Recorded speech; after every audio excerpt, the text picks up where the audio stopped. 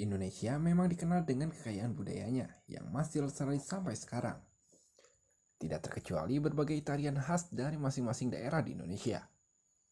Salah satu di antaranya adalah tari tortor yang berasal dari Sumatera Barat. Tarian satu ini paling sering dibawakan oleh suku Batak terutama saat penyambutan tamu istimewa, pesta perkawinan, hingga pengiring seseorang yang meninggal dunia. Dilansir dari jakartatourism.go.id, tari tortor merupakan tarian tradisional suku Batak Mandaling. Nama tortor diambil dari suara hentakan kaki para penari ketika tampil di papan rumah suku Batak.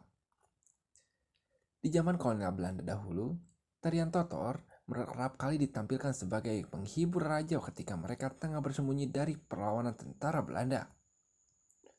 Tari tortor dibawakan dalam 3 jenis yang disesuaikan dengan peruntukannya, yaitu tortor Panaluan, tortor Pangurusan, dan tortor Sipitu Cawan.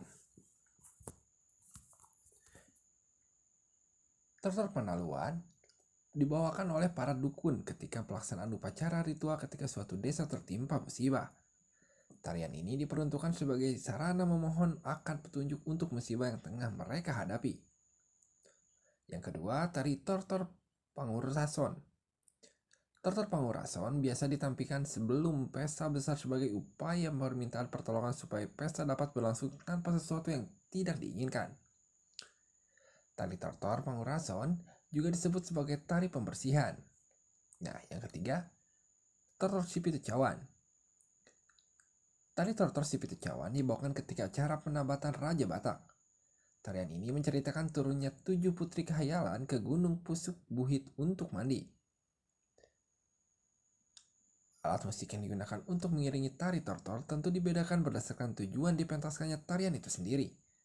Alat musik pengiring tari tortor kerap disebut dengan manggondang. Manggondang pesta adalah alat musik yang dibawakan untuk mengungkapkan kegembiraan.